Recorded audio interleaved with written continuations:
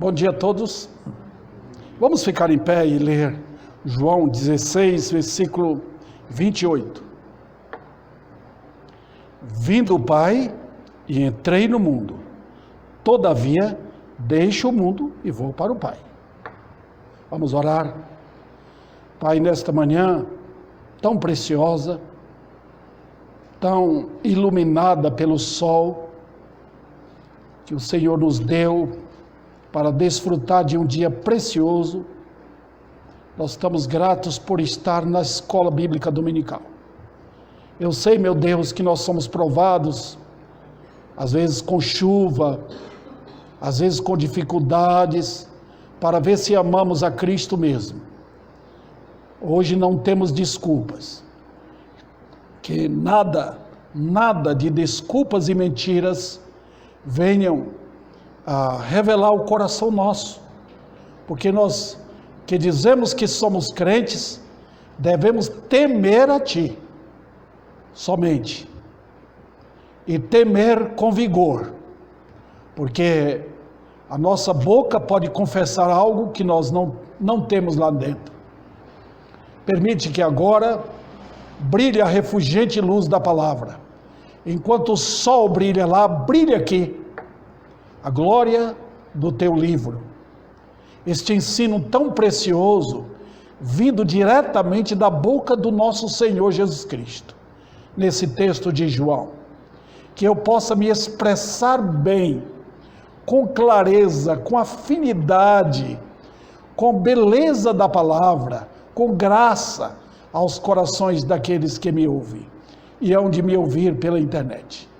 Graças te dou, e peço que esse tempo não seja cansativo para nós, seja precioso, porque estamos ouvindo de Cristo, do Senhor da glória. Em nome dele que pedimos. Amém. Ok? Podia sentar.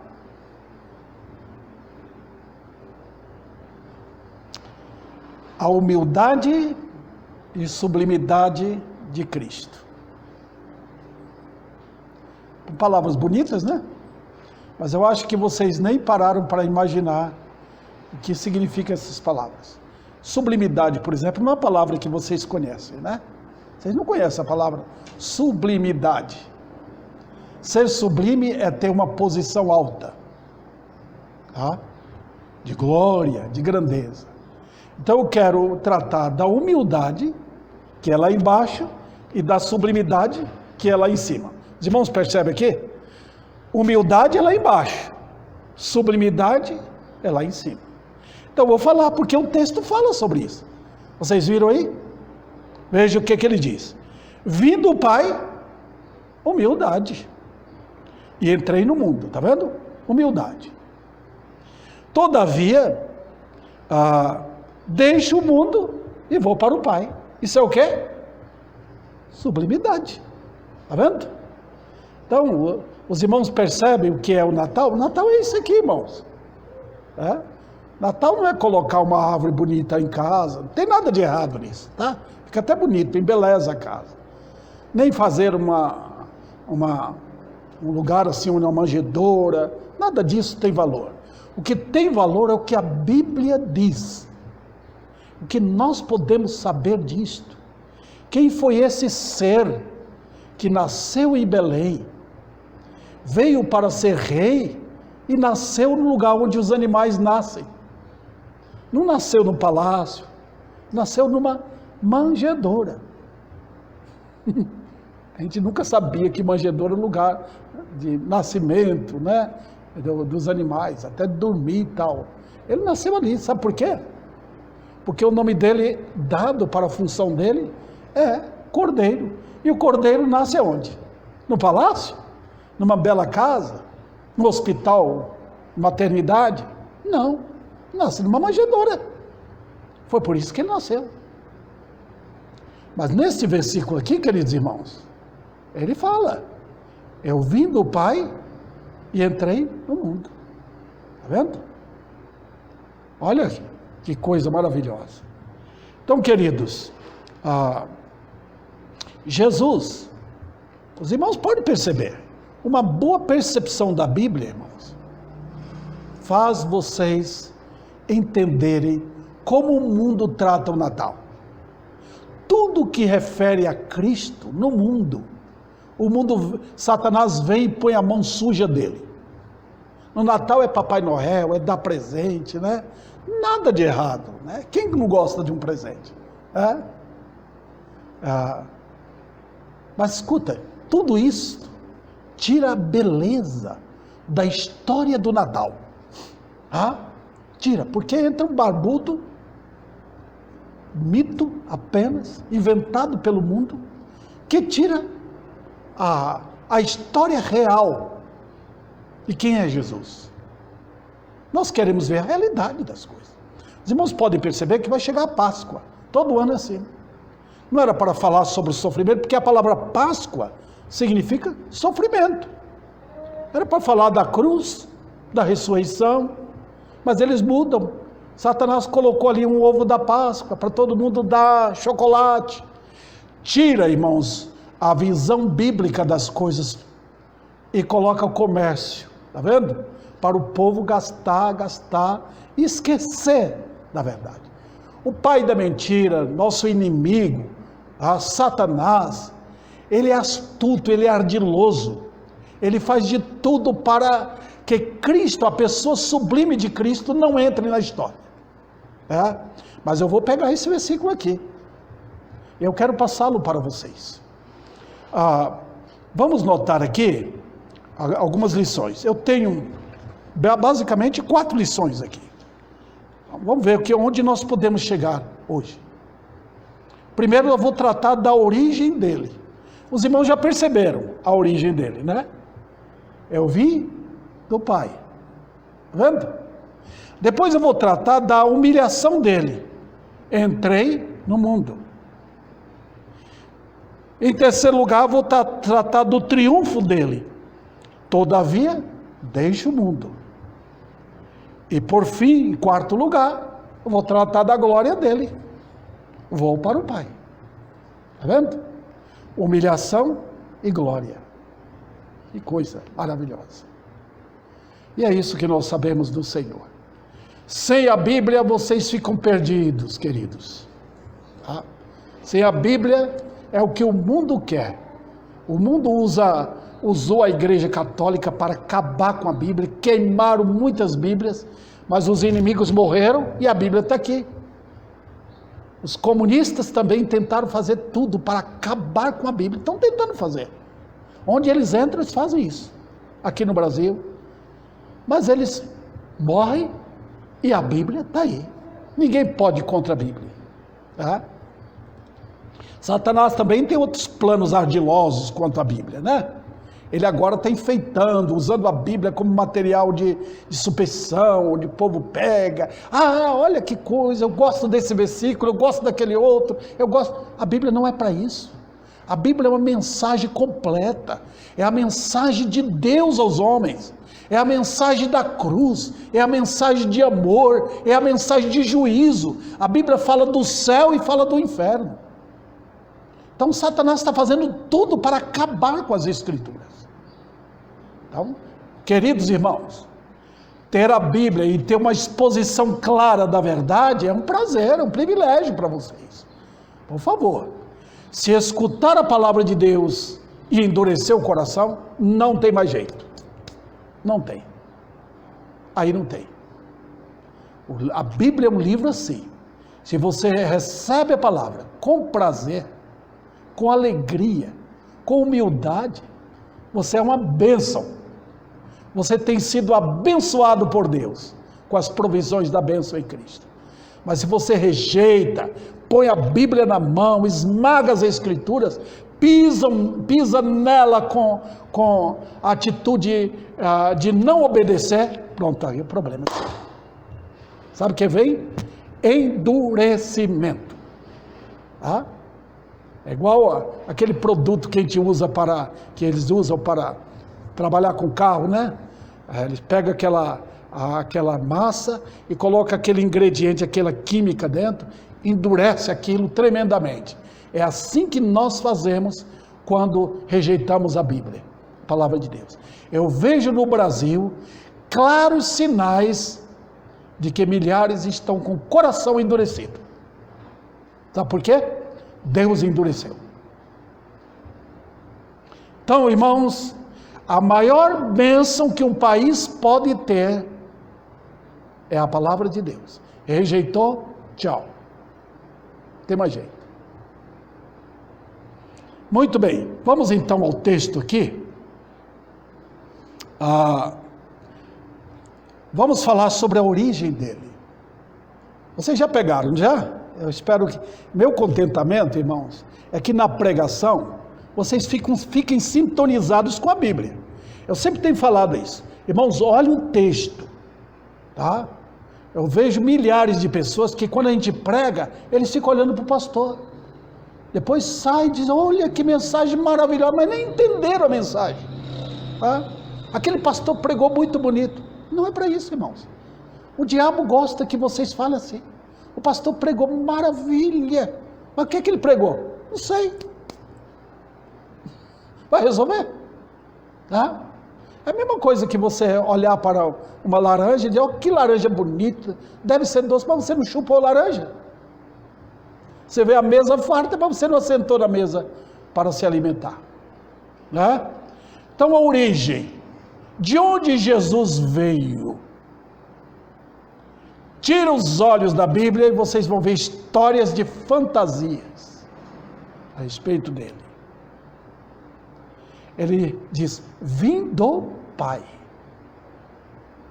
Que harmonia, né? Que grandeza. Ele fala da origem dele. Ele fala, eu tenho um Pai. Nota o relacionamento de Cristo. Ele não está sozinho, irmãos. Ele não está. Ele tem uma origem. Quem é o pai de Jesus? Foi José? Eu tive um pai. Todos vocês aqui tiveram um pai. Se está vivo ou está morto, vocês têm ou tiveram, como no meu caso, né? Um pai. Terreno. Jesus não. Ele vindo do pai. Qual? Foi José? Jesus é fruto de um relacionamento humano? Não. Vocês lembram que a Bíblia fala? Quando o anjo Gabriel veio falar com Maria, ela ia ficar grávida, uma moça que não conheceu homem nenhum, virgem, noiva de José, estava com aliança sua mão direita, por assim dizer. Não sei se eles usavam aliança naquele tempo, né? E de repente o Espírito Santo deixa grávida. Você vai falar, os malvados, os que têm mente impura, fala, como é que Deus fez isso? Deus nos fez, irmãos. Quem foi que fez você, mulher? Não foi Deus? Quem foi que fez o útero da mulher? Não foi Deus? Ele não é Deus? Tá? Então Maria ficou grávida por milagre. Milagre. Está vendo? Quando uma moça casa, ela fica grávida. Não é milagre, é normal. Ela teve um relacionamento com seu marido. Isso não é milagre. Isso é normal. É fruto de um relacionamento. Mas no caso de Maria, ela ficou grávida por obra miraculosa do Espírito Santo. De repente ela estava grávida. Está vendo? Como sabemos que Deus opera? Não sei. Ela simplesmente diz, eis aqui a tua serva. Está vendo? A obediência, a dedicação dela, a humildade de Maria. Ela estava se entregando para ser serva de Deus, para Deus cumprir o seu objetivo em enviar o Salvador ao mundo. Aí que está, queridos.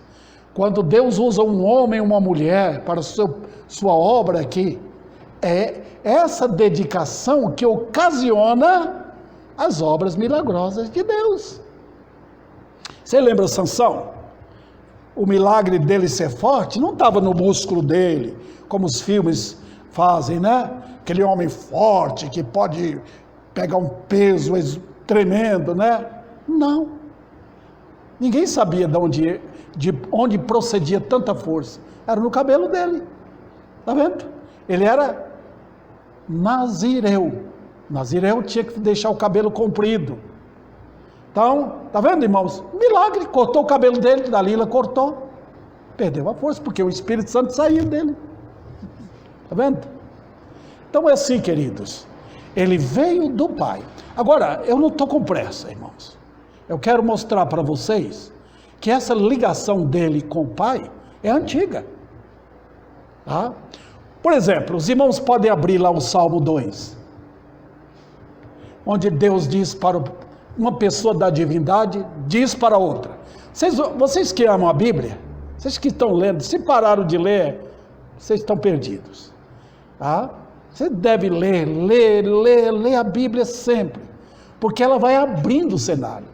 A Bíblia nunca para de abrir o cenário, irmãos. A Bíblia não é como aquele, sabe quando você vai no teatro, e aí vão abrir a cortina assim aos poucos, e vão aparecendo cenário. A Bíblia, quanto mais você lê, o cenário vai abrindo aos poucos, e você vai vendo que é imenso o cenário de Deus. Então vocês vão ver, em passagens bíblicas, 2 pessoas conversando, ou 3. Na Bíblia, apresenta Deus em 3 pessoas, elas conversando. Tá? Então, quem é cego é que não vê. Então, ali no Salmo 2, você vê uma pessoa da divindade falando: tu és meu filho, hoje eu te gerei. Está vendo? Agora, os irmãos já imaginou? Quando a minha nora ficou grávida, quando ela anunciou que ela estava grávida, o Jessé, o esposo, não falou para o filho que estava lá: tu és meu filho, hoje te gerei. Não, ele esperou o menino nascer. Está aí agora com a criança no braço. Mas notem que Deus, anos e anos e anos antes de Jesus vir ao mundo e nascer na manjedoura, uma pessoa fala para outra: tu és meu filho, eu hoje te gerei. Está vendo? Então, queridos irmãos, eu espero que vocês entendam o que é a geração de Deus. É coisa eterna.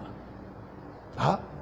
O nascimento de Cristo não foi uma coisa natural. Foi ele dizendo: eu vim do Pai. Eu vim do Pai. Eu vim porque Ele me enviou. Os irmãos vão perceber isso no livro de João. Eu vim para fazer a vontade daquele que me enviou. Eu estou cumprindo a vontade do meu Pai. Quando você chega ali em João 17, ele abre a boca, ele como que eleva os olhos aos céus e começa a conversar com o Pai. Pai, eu estou voltando, eu estou indo de volta para o Senhor. É como se alguém, por exemplo, um missionário, ele sai dos Estados Unidos, vem para cá, termina cumprindo a missão dele aqui, depois volta para o seu país. Ele está dizendo: eu vim dos Estados Unidos, entrei aqui no Brasil, ou na África, ou qualquer lugar, e agora volto para os Estados Unidos novamente, para o meu povo. Jesus falou isso: eu vim do Pai e entrei no mundo. Agora, queridos irmãos, vocês percebem? Ele não diz: eu vim de Maria. Não. Ele nem fala, nem menciona. O capítulo 2 de João fala daquele evento, no casamento, quando Jesus transformou a água em vinho. Maria chegou para ele. Ele falou: o que tenho contigo, mulher? Jesus não estava desprezando a mãe dele. Ele está dizendo: eu vim por uma missão. Eu vim fazer a vontade do meu Pai. Tá? Então, ela cumpriu a missão dela. Ela deu a luz e pronto. Ele não ficou lá: eu tenho que visitar minha mãe, eu tenho que dar um dinheirinho para ela, eu tenho que arrumar uma casa para ela. Não, porque ela cumpriu o dever dela. Ele exaltou o Pai e não a mãe dele. Os irmãos lembram quando ele estava na manjedoura, aquela criancinha, né? Lá, pequenina, que os magos chegaram. Quantos magos tinham? Todo mundo vai falar: 3. Não, a Bíblia não fala quantia.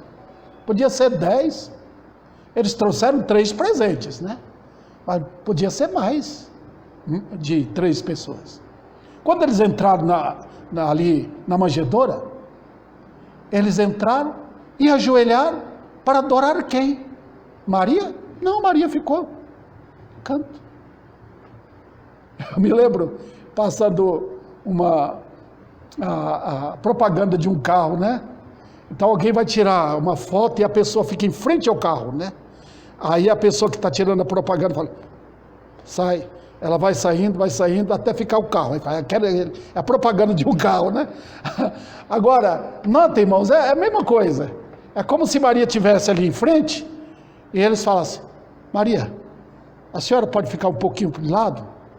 Eu vou tirar uma foto dele. Só usando a linguagem de hoje, né? Mas não, eles ajoelharam, adoraram a criança, que é Deus, e deram o presente para quem? Para a criança. Bom? E deram os presentes, irmãos, exatamente como que Deus mostra ali naqueles presentes quem é Jesus. Ouro, incenso e mirra, mostrando 3 ministérios dele.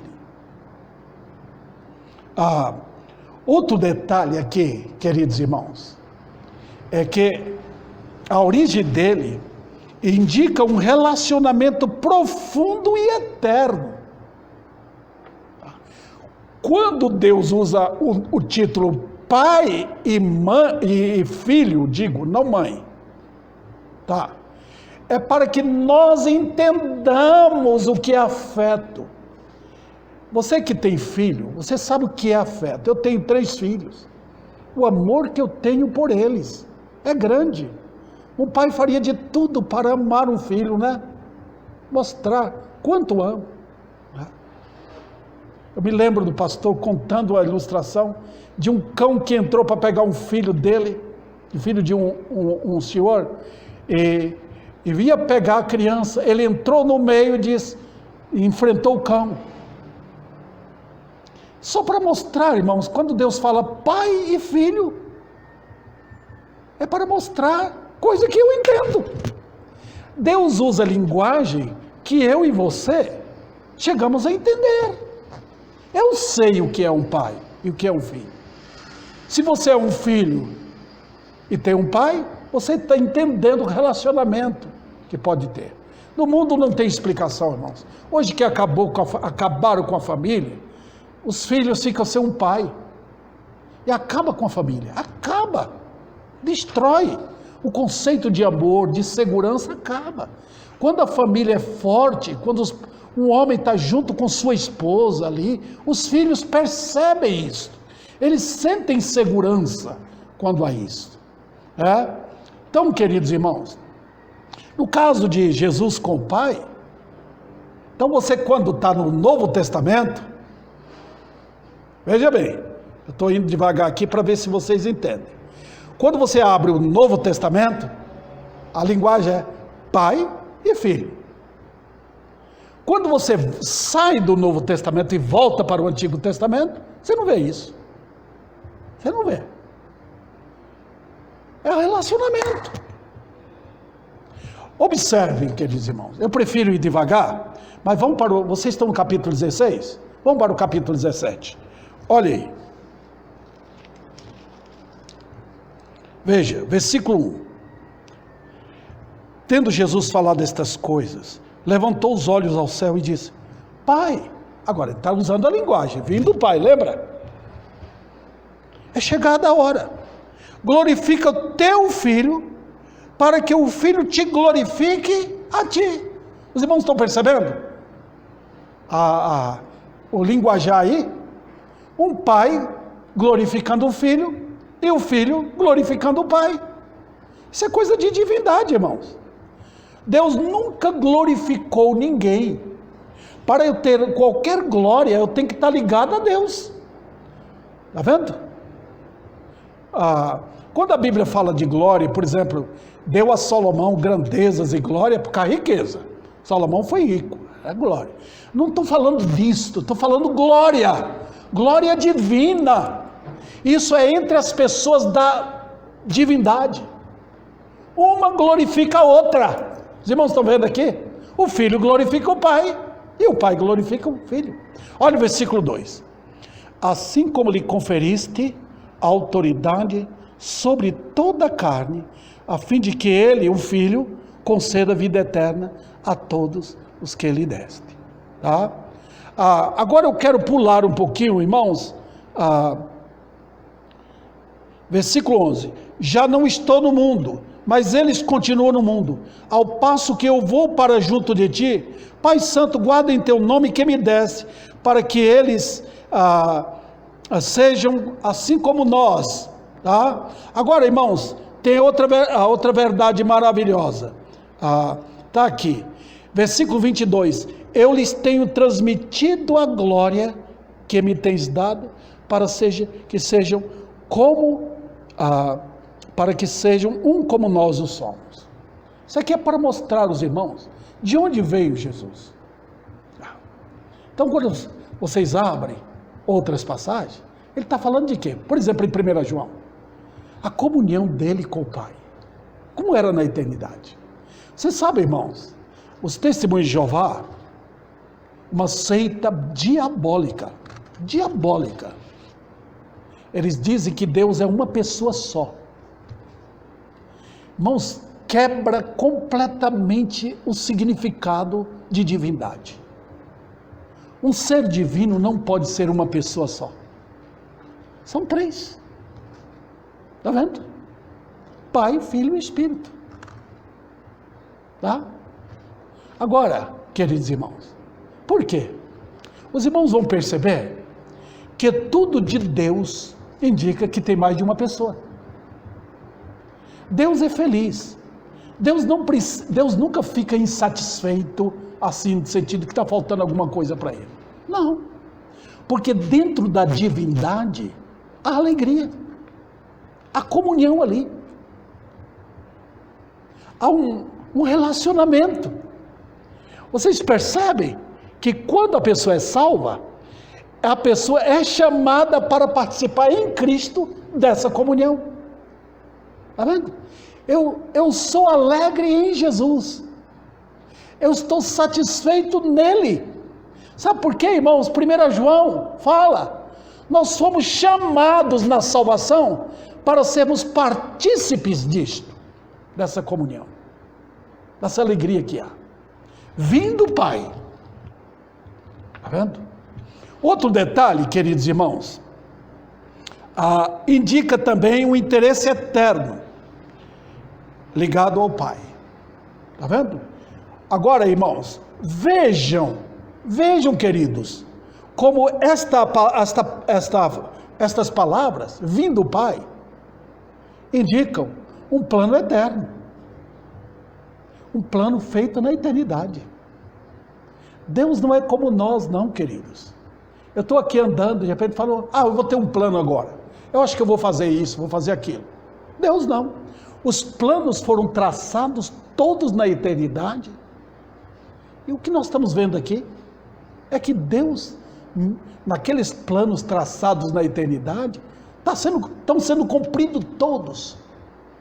Ele me salvou porque foi projeto da eternidade.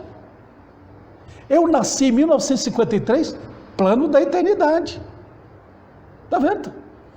Vocês aí, todos vieram no tempo certo, no lugar certo, nas circunstâncias certas, porque a mão de Deus estava operando ali para trazer salvação aos herdeiros da vida eterna. Tudo plano na eternidade. Então, quando ele diz, eu vim do Pai, ele diz, eu entrei para os planos eternos de Deus, meu Pai. Você vai perceber isso. Isso é Natal, queridos. Essa é a história de Natal. Vamos lá.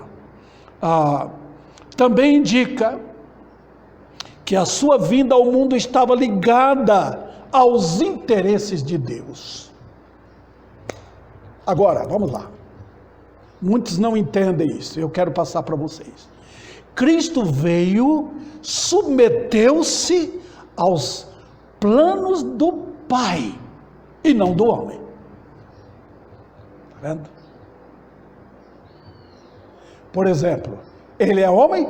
É.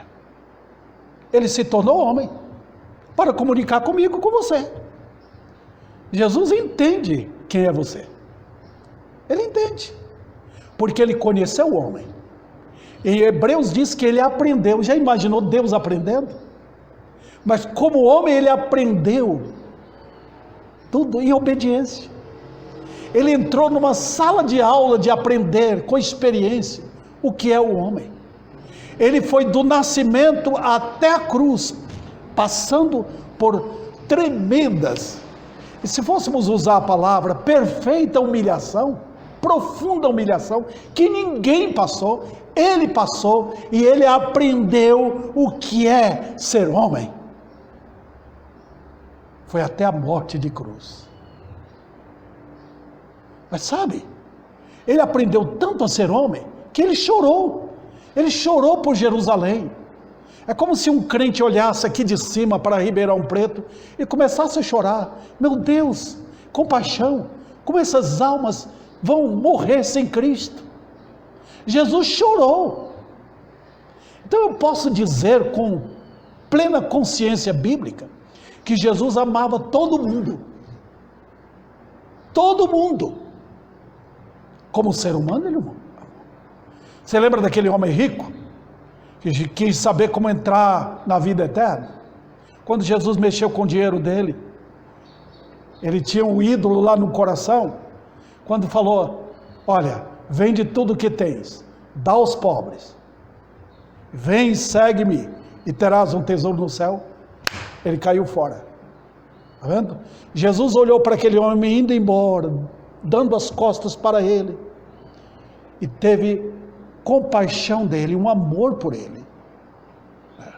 Como homem, assim, ele poderia dizer: pai, eu quero que salve aquele fulano de tal. Nunca fez isso. Eu vejo, né, muitos crentes, na hora da morte de um querido, ele luta lá: eu vou tentar levá-lo a Cristo, eu vou fazer com que... Espera um pouquinho. A obra é de Deus. Jesus falou: eu não vim fazer a vontade minha, eu vim fazer a vontade daquele que me enviou. E aí ele acrescenta: é da vontade dele que me enviou, que eu não perca nenhum dos que ele me deu. Já imaginaram, queridos? Nenhum. Está vendo, irmãos? Então é ligado, é associado a isso, é uma missão. É como, eu vou tentar ilustrar. Vamos supor que um jovem quer entrar numa firma, quer trabalhar e ganhar dinheiro. Ele entra lá no serviço, mas ele não passou pela experiência, não foi colocado na firma o nome dele, não tem nada que admitisse ele como funcionário, mas ele vai trabalhar. Eles vão falar que você é estranho aqui, você pode trabalhar, você não vai ganhar nada. Está vendo? Olha, irmãos, é assim. Cristo veio cumprir a vontade do Pai. E tem a vontade do Pai que está sendo feita no céu e na terra. Quando o homem se converte, é a vontade de Deus, não daquele homem. Está vendo? Porque Deus está cumprindo a vontade através do Filho. Eu vim do Pai. Então ele veio com esse propósito de fazer os interesses do Pai. Também indica que todo o propósito da criação estava ligado a esse interesse. A nossa história, queridos, eu sempre tenho lutado, irmãos, me esforçado aqui. Eu sei que não vem de mim, vem de Deus. Quem sou eu? Eu sou um pobre pecador, mas eu tenho lutado porque Deus tem colocado essa graça em minha vida, para dar a vocês a Bíblia. Eu não me importo quem veio ou quem não deixa de vir. Eu quero que conheçam a palavra de Deus. Por quê? Se não for a Bíblia, se não tiver interesse, não vai resolver nada.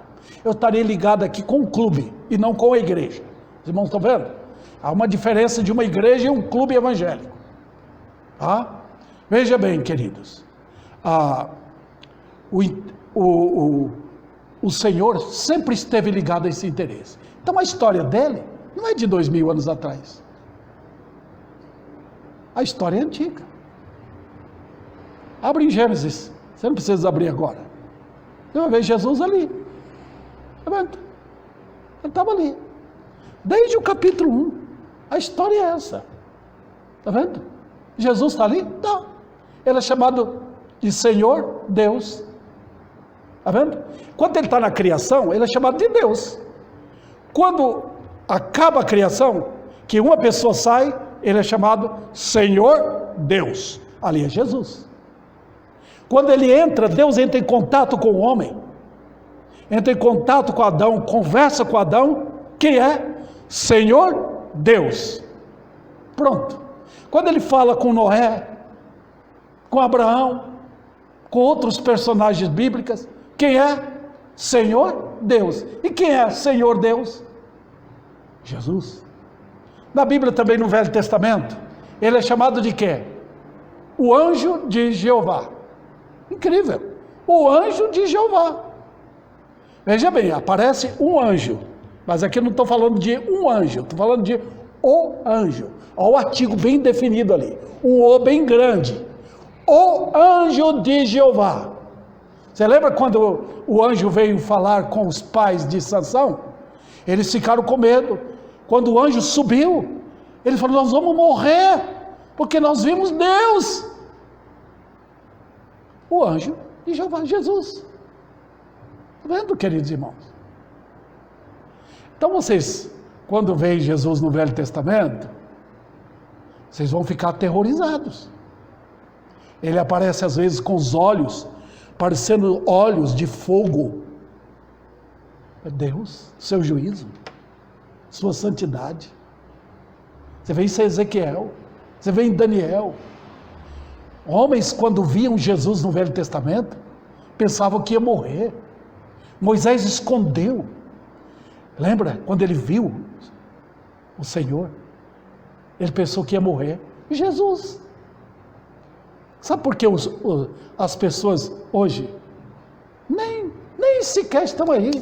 Brincam com o nome de Jesus, brincam de louvorzão por aí, brincam. Não há temor. Eles unem crente com o mundo, tá? Crente aqui e o mundo cá, tá? Pisam na rocha com o pé direito e pisam na lama com o pé esquerdo. Está vendo? Que coisa! Que isso? Nada do Jesus da Bíblia. Eles não têm medo. Sabe por quê? Porque ele se encarnou. Ele se tornou semelhante a nós. Aí você não... aquele Jesus lá? Então, Satanás aproveita disso.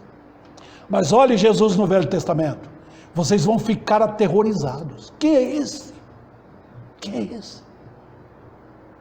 Quando Davi contou o povo de Israel, fez um recenseamento, o que aconteceu? Deus não tinha mandado. Ele apareceu como o anjo de Jeová. E Davi ficou tremendo, porque ele apareceu com a espada para matar o povo. Porque Davi fez o que não devia fazer. Queridos. Então, queridos irmãos, a história dele também é contada em anos. Por favor. Eu estou fazendo 68 anos e meio. Ou 69, né? 69 anos. Olha a idade minha. Eu posso dizer para os irmãos que eu vivi bastante. Foram muitos anos, né? Se Deus me levar, eu acho que eu vivi muito. Mas olha os anos de Jesus. 33 anos, ele nasceu, morreu com 33 anos. Né? Pouco tempo, né? Morreu jovem. 33 anos, jovem. Olha Hebreus capítulo 1, irmãos. Vejam, se vocês puderem lá, Hebreus capítulo 1. Dá uma olhada. queridos irmãos. Hebreus 1.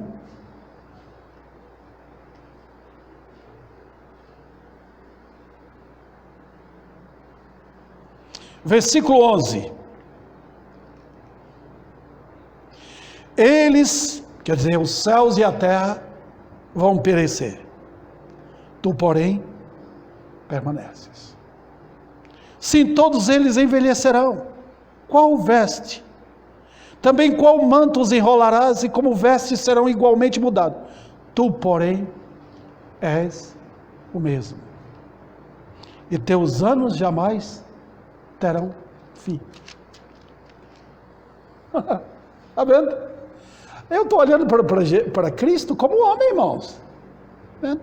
Quando ele entrou no mundo, ele entrou para entender o que é tempo, que são as coisas, o que é um homem. Ele entendeu qual é o tempo dele.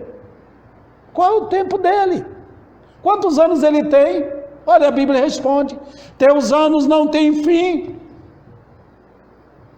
Vamos agora ainda em Hebreus, por favor, vamos comigo para Hebreus 13.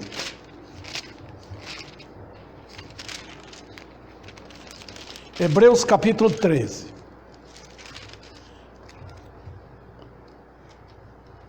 Veja o versículo 8. Jesus Cristo, ontem, que dia foi ontem? Quando eu falo, irmãos, ontem para vocês, se eu chego para minha esposa e falei, ontem eu fui ali, ela entendeu que foi ontem, né? Mas no caso de Jesus, o ontem dele não é o sábado, no caso aqui. O ontem dele é o ontem. Ontem, hoje, é o mesmo e o será para sempre. Então, queridos irmãos, eu sempre falei isso aqui, eu estou tentando em linguagem mostrar para os irmãos o que a Bíblia fala de Cristo, né? O relógio dele, ele tem um relógio? Vamos dizer que sim, né? A gente, quando compreende relógio, pensa logo nós estamos pensando em Jesus como homem. Como o relógio dele é diferente do meu. O meu está contando aqui, eu tenho aqui segundos, minutos e horas. Está vendo aqui? Mas o relógio dele conta o quê? Os minutos, os segundos dele são contados como anos. Os minutos são contados como anos e anos e anos e anos. Um dia para o Senhor, 1000 anos. Um dia. Está vendo? Então, quando Pedro Álvares Cabral descobriu o Brasil, se fosse Jesus contar, ele diz, foi ontem. Foi algumas horas atrás. Irmãos, isso não é brincadeira. Nós estamos olhando para um Senhor que nasceu lá em Belém. Eu estou tentando passá-lo para vocês, uma ideia eterna e gloriosa de Cristo como homem. Então, meus 68 anos, ou 69, sabe, contado com os anos de Cristo. Olha, vamos lá. Vamos lembrar os anos de Metusalém? 967 ou 66 anos, se eu não me engano, 69, né? 969 anos de Metusalém. É muito tempo, né? Muito tempo. Se eu tivesse a idade de Metusalém, olha, eu teria conhecido pessoas antes de Pedro Álvares Cabral ter vindo no Brasil. Está vendo? Mas sabe, aqueles anos de Metusalém são contados como um dia. Então os irmãos estão percebendo que os meus 69 anos, eles são como uma rolinha no mar, comparado com os anos de Cristo. Está vendo? Está vendo os anos dele? Não tem fim. Queridos, quem nasceu em Belém é chamado o Pai da eternidade. Isso vale para mim? Vale. Porque ele me conheceu. Quando ele falou com Jeremias, Jeremias era o quê? Uma idade de 16, 17 anos. Eu falei, Jeremias, eu te escolhi para ser profeta. Quando? Foi o dia que Jeremias nasceu? Não. Ele disse, antes de tua mãe ficar grávida, eu já te conhecia. Olha, antes da mãe dele ficar grávida, ele já conhecia. Ele falou, já tinha te escolhido. Você entende isso? O Senhor conversa com os dele antes dos dele nascerem.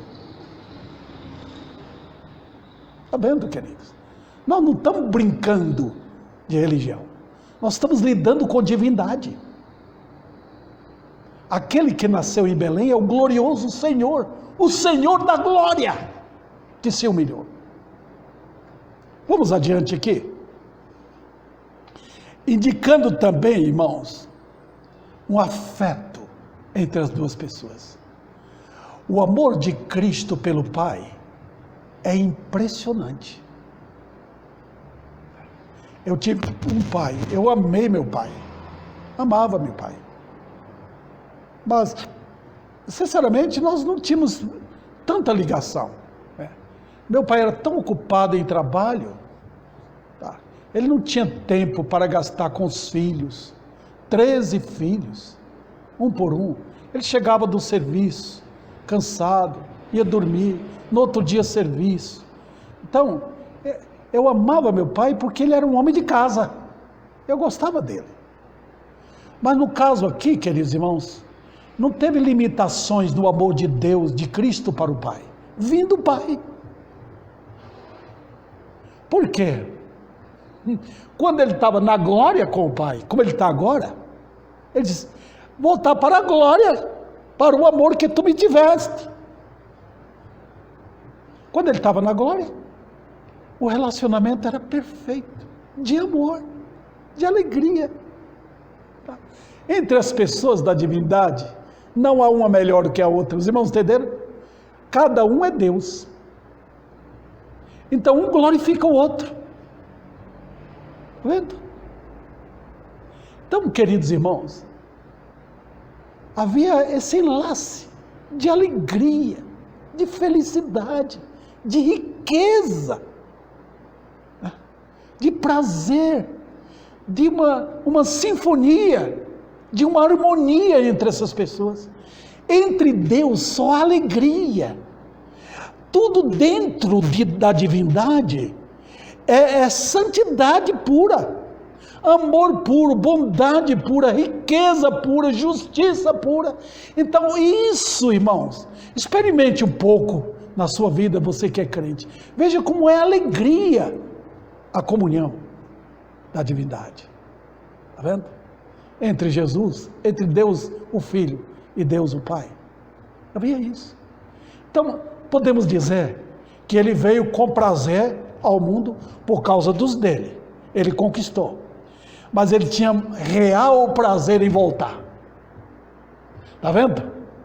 Meu prazer está contigo, na tua glória, que eu tive contigo antes que viesse ao mundo, fizeste o mundo.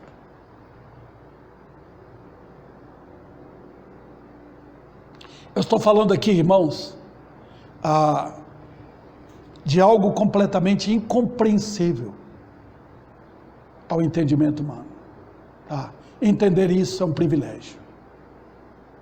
Agora eu vou tratar da segunda parte, a humilhação dele. A origem dele eu falei, vindo do Pai. Eu creio, irmãos, piedosamente, que eu não pude completar. Tem muito assunto aqui.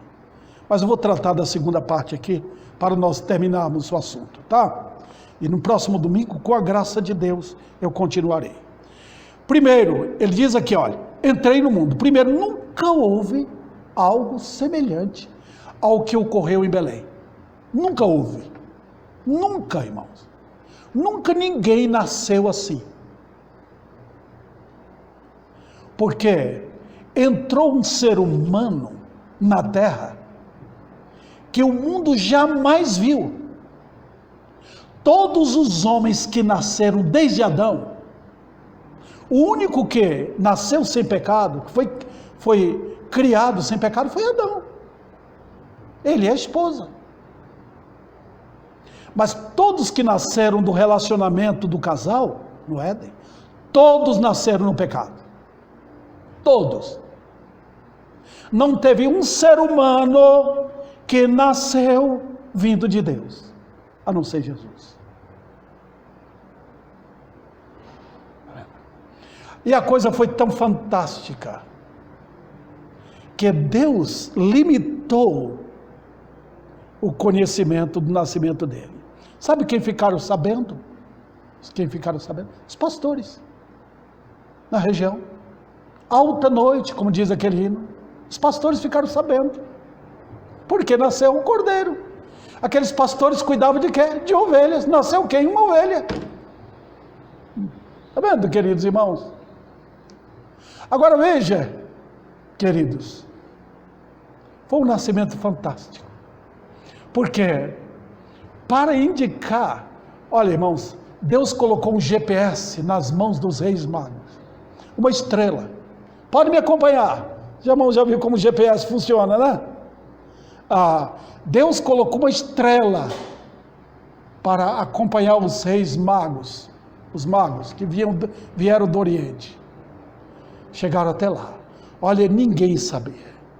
Herodes estava dormindo, Jerusalém toda dormindo, o mundo estava dormindo, enquanto os simples, humildes estavam acordados. Está vendo?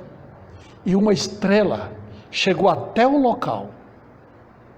Foi aqui que ele nasceu. Olha, irmãos, acontece isso no mundo? Uma estrela brilhar numa maternidade para indicar que um filho do presidente nasceu, ou de um rei nasceu? Não.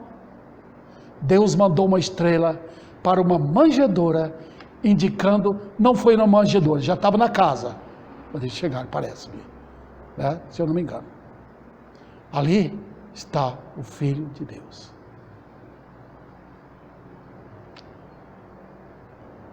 Ok, queridos irmãos? Veja, nunca houve. Quando nasce um ser humano, irmãos, não é novidade. Quando eu nasci em Bicuí, na Bahia, em 1953, foi mais um que veio ao mundo. Tá? Ninguém. Oh, alegria, parabéns, seu Raimundo, pelo filho. Pronto, só isso. Entrei para pecar, para morrer um dia. Essa é a história dos homens. Mas quando Jesus nasceu, foi um estranho que nasceu, foi um ser humano, que a pergunta é: quem é este? Quem é este? Quem é este? Está vendo? Porque foi algo extraordinário. Veja, irmãos, outro detalhe é que ele entrou no mundo. Tá? Queridos irmãos, eu sempre gostei de astronomia, né? Se eu pudesse, eu faria um curso disto, estudaria isto. Deus não me chamou para isto. Eu gosto de ver reportagens sobre a tentativa de descobrir novos planetas que eles falam. Impossível, irmãos. A distância nossa, até de um planeta que poderia ser uma casa para nós aqui, é impossível chegar lá. Você morreria no caminho, por causa da distância, né? É impossível. Queridos irmãos, o Senhor deixou o céu e veio aqui. Sabe o que é o planeta Terra? Nem foi escolhido um planeta maior. Dos planetas que estão em volta, circundando, em volta do Sol, se eu puder entender a linguagem, né? Aqui, veja, tem planetas bem maiores do que a Terra. A Terra é minúsculazinha, um grãozinho. É ali onde nós estamos, tá? Se vocês olharem o planeta Terra, é tão pequeno, tão pequeno, diante da vastidão do que temos no universo. Deus escolheu o planeta Terra, fez o planeta Terra, para ser o local onde Jesus entraria. Mas, irmãos, o que é o mundo? Será que é um lugar bonito? Ele deixou os céus, queridos. Ninguém que nasce num palácio tem vontade de sair e ir para um país pobre, paupérrimo, ou para o meio de um povo simples e morar lá. Normalmente, quando saímos para turismo, saímos para visitar lugares ricos, lugares bonitos, lugares que chamam atenção, lugares onde a gente tira foto, olha que beleza, eu estive ali, né? Nós fazemos isso. Mas Jesus, quando entrou, irmãos, no mundo, ele entrou no mundo miserável, ele entrou no mundo de pecado, ele entrou no mundo onde o líder, o rei deste mundo, o príncipe deste mundo, é chamado o diabo. Ele entrou no território onde a morte está.